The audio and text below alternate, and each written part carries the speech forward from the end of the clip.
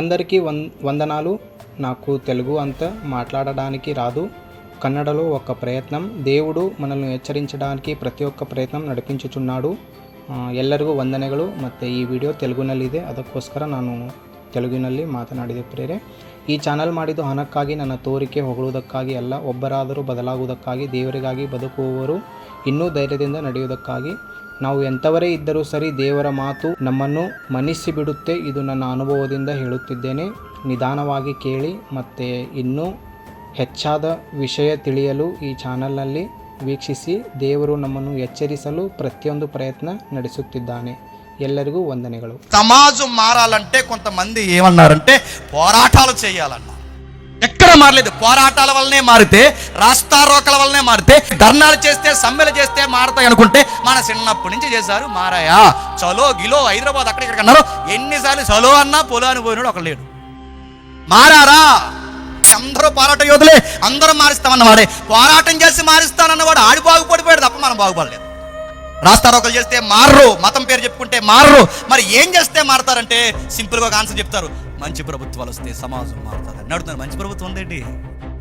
మంచి ప్రభుత్వాలు వస్తే మారుతాయంటే మంచి ప్రభుత్వం ఎక్కడుంది? ఒక కవి ఇలా అన్నాడు. ప్రభుత్వానికి కితాబిస్తే, ఒక కవి ఒక ప్రభుత్వానికి కితాబిస్తే నువ్వేమంటావంటే ఆ ప్రభుత్వాన్ని ఇలా పోలుస్తూ కవి ఇలా అన్నాడు. దుర్మార్గులు దిగిపోయి పదవుల మీదకి పాపాత్ములు వచ్చారంట. అది రాజకీయం. ఏడని అడగండి, ఇది రాజకీయ. మనుషులు ఎప్పుడూ చెప్పినా పోయినోడు మంచోడు, ఉన్నోడు చెడ్డోడు. ప్రపంచం ఎలా మారుతుంది? కార్మిక సంఘాలు వస్తే మారు, రాస్తా రోకలు చేస్తే మానవు, పోరాటాలు చేస్తే మారు. మంచి ప్రభుత్వాలు వస్తే సమాజం మారదు.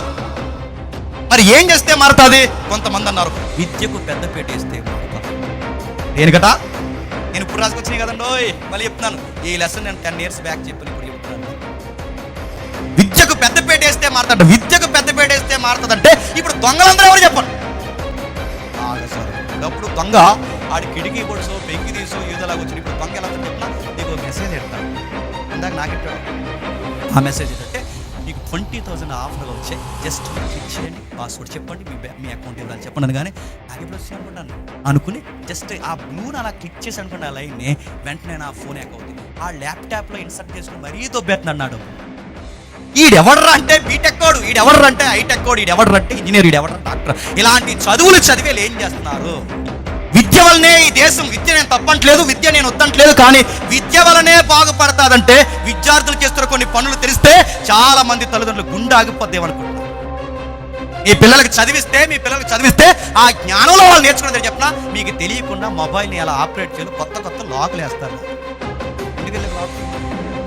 ఇంటికి వెళ్ళాక లాక్ తీయరాను, నీకు సెమటెక్కేద్దే. ఆడికి ఏం చదివేడు అంటే ఆడు చదివిన చదువు దేనికి ఉపయోగిస్తాడు చెప్పండి? ఇంకా మీరు చూడండి, విద్యార్థులు ఏం చేస్తారంటే జైళ్ళ సంఖ్యను పెంచలేదా? చాలా మంది మీరు చూడండి, నేను అందరూ అంటలేదు, 20% మంచి విద్యార్థులు ఉన్నారు, కానీ మెజారిటీ విద్యార్థులు చెడిపోలేదు. గంజాయిలు కొడుతున్నారు, కొకాయిన్లు కొడుతున్నారు, మత్తు పానీయాలు చేసుకున్నారు. డాక్టర్లట ముక్కులో పెట్టుకుని పీల్చాడట, అదేంటో అదంతా నడుతుంది. ఎందుకంటే ఆడు బాగా చదివిన దేనికంటే మొత్తం ఎలాగ ఎక్కుతుందో బాగా చదువుకుంటాడు. మార్పు రావాలంటే విప్లవం కాదు, మార్పు రావాలంటే ప్రభుత్వాలు కాదు, మార్పు రావాలంటే మళ్ళీ చెప్తున్నాను విద్యా వ్యవస్థలు కాదు, మార్పు రావాలంటే భయపెట్టే చట్టాలు కాదు, మార్పు రావాలంటే బైబిల్ ఒకటి చెప్పింది. మార్పు రావాలి అంటే మనలో ఒక బాహ్య పురుషుడు కాదు, ఒక అంతరంగ పురుషుడు ఉన్నాడు, వాడు మారాలి. వాడు మారాలంటే ఎలా మారతా? అర్థం ముందు నిలబడి మారంటే మారతాడా? నీ వంద మారతాడా? ఆ లోపల నీకు నాకేం చెప్తాడు చెప్పనా? పర్లేదు లేరా, ఎవరున్నారా మంచి ఆ లోపల చెప్తాడు రాత్రులు ఎవరున్నాడు రా మంచిగా, ఆడున్నా ఉందా ఎవరున్నారు, అందరూ చేస్తారు, నువ్వు చేస్తావు, అందరూ మంచిగా ఇన్ని సలహా అయితే వాడు తోడు సలహా కావాలి. ఎందుకు అలాంటి పని చేస్తున్నావు, ఎందుకమ్మా అలాంటి పని చేస్తున్నావు, తప్పు కదా ఇలాంటి పని చేస్తున్నాను అడిగితే అదే మాట చెప్తున్నా. నీ కలుతో నా కలుతో నీ చూడడం రావట్లేదు, మన కళ్ళు కదా మని. ఇలాంటి మాటలన్నీ ఎలా వస్తాయి చెప్పండి?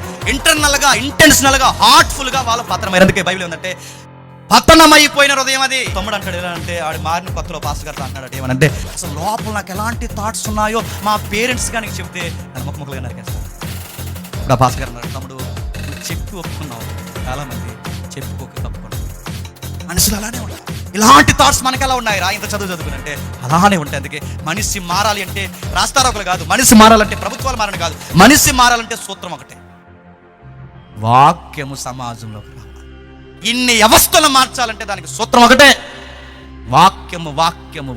రాజకీయం మారాలన్న వాక్యమే, అధికారులు మంచి పరిపాలన జరిగించాలన్న వాక్యపు భయమే, సంసారాలు సరిగ్గా ఉండాలన్న వాక్యపు భయమే, స్నేహాలు సంఘాలు సరిగ్గా ఉండాలన్న వాక్యపు భయమే, మతము బాగుండాలన్నా, మత పెద్దలు బాగుండాలన్నా, ఏ అధికారి బాగుండాలన్నా చెంప చెల్లుమని చెప్పే దేవుని మాటే. ఆ మాట ఎక్కడుంటే అక్కడ అరుణోదయ దర్శనం మనకు వస్తుంది.